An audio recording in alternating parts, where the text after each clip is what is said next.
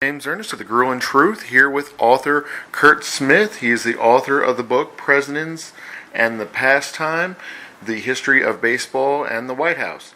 So what's the connection between baseball and presidents? Well, I think there are several similarities, in fact, and I've been fascinated by both institutions ever since I was little.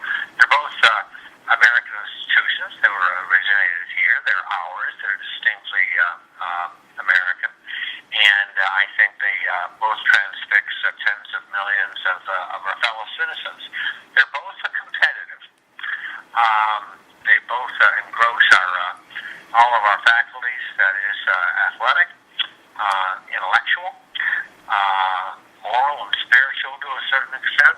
I think they both involve a great degree of strategy, or as George W. Bush, who certainly was involved in both, would say strategy. I would say, and I regret to say this, that they both involve a great deal of ego, and the people that get involved with them at the highest level are not exactly bereft of ego. They both involve a great deal of stakes. They both matter a great deal, particularly at the presidential level, but also to many Americans, baseball does as well, and that ought not to be dismissed. And they both help to build the fabric of America. Leonard Coppett, the great New York Times writer, was once asked if he could imagine a life without baseball. He said yes, but he could not imagine wanting to live in a life without baseball. And that more or less embodies what I would suggest as well. I can't imagine wanting to live in a life without baseball or the presidency either. How have their relationships changed over the years, the president and baseball? In terms of their relationship between one and the other? Yes. Well, really, they begin almost before there was a republic. The presidents in the pastime relates how George Washington, when he was a general at Valley Forge in that terrible winter of 1777-78, spent many hours mentally strategizing how he was going to take the fortunes of his army, throwing a baseball back and forth with his aide-de-camp. We talk about Abraham Lincoln throwing a baseball and hitting it as well outside of the White House, playing town ball in the early 1860s. And then we segue to Theodore Roosevelt, the only president who hated baseball. In fact, loathed it because the things that he liked in the game were blood, violence, and if possible, death. And baseball was 0 for 3. It was gentle, it was specific, and it was lyric. And that was not what TR was particularly interested in. The kicker was that baseball was so monumentally popular that he had to pretend that he liked the game. And it absolutely mortified him to do so. So he was the only president who loathed the game. Every other president, dating back to William Howard Taft, who inaugurated the first pitch ritual, has either accepted it or liked it or loved it. So really, since Taft, there has been a marvelous, if you would, relationship, a kinship, a twinning of the heart, as I write, between the presidency and baseball. They have been joined at the hip, and that has been true of no other American game. If TR was the least interested in baseball, who would be the most interested? Well, that's a good question. It is, of course, by nature an arbitrary question, and probably will receive an arbitrary answer. But I'll try to be as objective as I can. I was a speechwriter for George H.W. Bush between 1989 and 1993. So I bring a certain subjective tilt to the answer, but I think you can make a case that Bush 41, as in the 41st president, may have been the greatest baseball fan of all time. This is a person who at age 5 picked up a wooden baseball bat and thought to himself, as he once told me, baseball has everything, which is a lovely way, concise and yet all-encompassing, of expressing why we love the game. And he is now 94. He's loved the game for 89 years, and he loves it still. This is a man who has coached, mentored, played the game. His wife, Barbara, of 73 years, carpooled baseball players, as Bush said, all around the state of Texas. Their son, George, of course, was the owner of the Texas Rangers and was a rumored candidate at one point to be commissioner. Instead, he settled for being president of the United States. But Bush 41 loved the game, and as captain of his team at Yale, was one of the great fielding first basemen in college history. Had a 9.92 career fielding record, and there is film of him making diving stops even in his 60s, and then racing to the bag to make the play. He brought that, in fact, love of baseball to the White House, where he honored, I remember once, Ted Williams and Joe DiMaggio in 1991 for the 50th anniversary of their Lyrics 1941 season, where the kid hit 406 and DiMaggio hit in 56 straight games, then put them on Air Force One and took them to Toronto for the All-Star game. Why? So that Bush could have the great enjoyment and passion of hearing DiMaggio and Williams tell Air Force stories, or rather baseball stories, aboard Air Force One for 90 minutes. So this is a true fan, and that's been true of the entire Bush family. That would be one president. Richard Nixon was another, bringing a Walter Mitty quality to the presidency. He was not a good athlete, but he was a great baseball scholar. And in 1965, Nixon was offered in 1 year 2 positions. One was the director of being the Players Union. The other was the commissionership of baseball.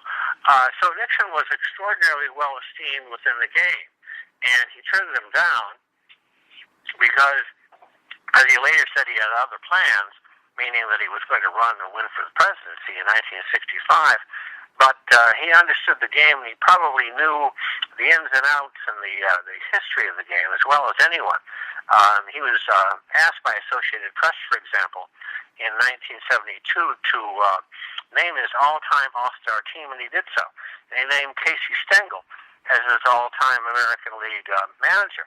And his picks were very astute, insightful. But later in life, in 1992, 2 years before he died, Nixon got to talking about Casey Stengel, who he knew well. And he said, the essence of diplomacy is to confuse the opposition. Casey always knew what he was talking about. The opposition never knew what he was talking about. If I had it to do over again, I'd name Casey Stengel my Secretary of State. Now, I ask you, doesn't that very thought stagger the imagination? So I would say those two were probably the greatest baseball fans to ever be president. How big of an impact did Taft's first pitch have on the connection?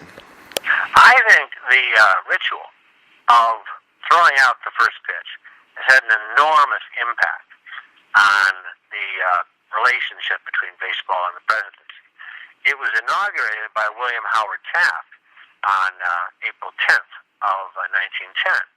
Taft had been encouraged to go out and throw out the first pitch by an aide of his who thought that this would add to the Taft persona. Taft already was very popular. This was his second year as president. He had thrown out several balls in the previous year, but never on opening day. And it worked. Taft already had quite a regular fellow persona. He went to a game in a top hat, and he had the tails, and he had the mustache. He was really quite swift as a gazelle almost, and he weighed 300 pounds. He sort of resembled, for those that may remember the 1960s television show, the Jackie Gleason show, of a certain character from that show, Reginald Van Gleason III. Well, that that was our boy William Howard Taft as well. And Theodore Roosevelt said in envy when he saw the reception that Taft got on opening day 1910. Taft said, or rather Roosevelt said, "Look at him. Look at that reception." He said that in envy, in fact, of Taft, even though Roosevelt is much higher respected by historians today. And Taft just loved it at the ballpark. In 1962, the Sporting News poll named Taft the greatest baseball fan of all time. Once he saw two games in different leagues on the same day in St. Louis. No other president has ever done that to this day. He had baseball players come down to the White House to visit. Ty Cobb, in fact, was one of them. Other presidents have done that, but Taft was the first. And he saw 4 games in 1 month, Taft did. That set a record since tied. And so he really did set the ritual. And he made it almost impossible for any president not to throw out first ball. And every president since then has thrown out the first pitch of the baseball season, with the exception of Jimmy Carter, who did not, and Donald Trump, who has not. Although I hope that Trump will see the error of his ways and begin to do so. But Carter did not, because he looked with disfavor upon any form of leisure, even though he was a baseball fan before becoming president and has been one since leaving the presidency. And Trump was a baseball student and lover of the game before becoming president as well. So we'll see whether he changes his ways as well. But all of the others have thrown out the first pitch, and they owe it all to William Howard Taft. The mascot races that they do in for the Nationals, is that considered respectful or disrespectful to the former presidents? Oh, it's respectful, of course, and they would love it. They really would. I think it's terrific. And of course, having baseball back in Washington is something that every president would have wanted. Every person who loves baseball would want. I was in Washington for the years that I worked in the Reagan administration as a speechwriter, and then the years that I worked for President Bush, and then several years afterward before I went back to upstate New York to teach and write. And I will tell you that when I heard that the Nationals Expos were leaving Montreal and coming back to Washington, even though I love Montreal as a city, it was as if I had never left D.C. I was so euphoric that baseball was coming back to Washington. It is the national game. It belongs in the national city. And to honor the presidency by having the mascots is just marvelous. And to have now, I think 5, don't they have 5 mascots instead of 4? I believe so. I believe so. And, it adds certain flavor. I think Nationals Park is absolutely one of the best new old ballparks, to use a phrase that I adopt for the retro parks, begun by Camden Yards in 1992. It's one of the best things that's happened to baseball. Really, in the last 35 years, is the evolution of the retro parks, and to have the mascots in an age when we don't teach American history, which is more than shameful, it's sinful. I think anything that we can do to teach young people that there is a thing called the presidency, occupied by presidents of the United States, and that some of them were people like William Howard Taft, I say bravo, let's do more. So how does this current book compare to some of the other ones you've written?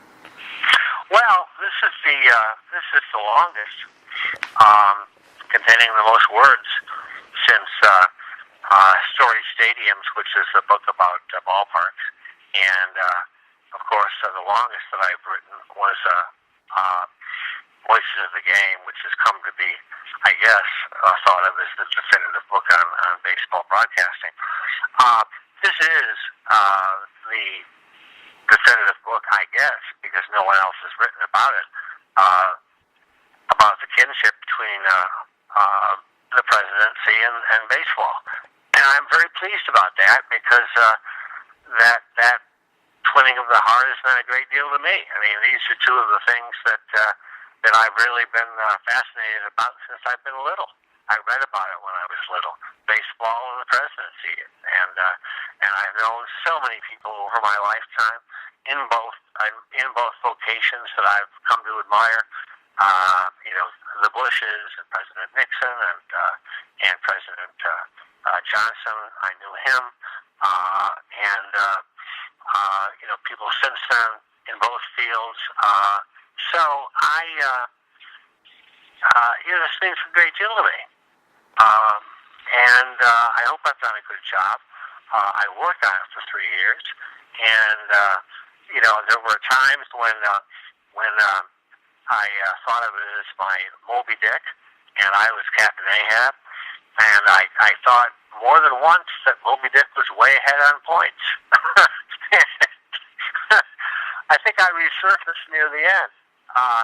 There was a great deal of research at the Hall of Fame in Cooperstown, New York. Enormous amount. As always, they were unfailingly wonderful. Any American should go to the Hall of Fame. It's Mayberry without the accent. It's a wonderful place. And of course, the presidential libraries were unfailingly gracious. Google was my companion day in and day out. So I think the research will stand up well. The prose, of course, is a writer's concern. First, in the middle, and always, and you never have enough time to do the editing that you want, but I think I've done it as well as I can. So I think it will hold up, and I hope it will be. I hope the reader will find it a good read and well worth his time, and I hope so because they're two pursuits that have meant a great deal to me. So I think, in terms of the books that I have written, I think it will. Do well. I hope it will. Excellent. Yeah, I was going to say, with obviously with your background, was some of it first-hand experience, or was it a lot of mostly research? Oh no, great deal was first-hand.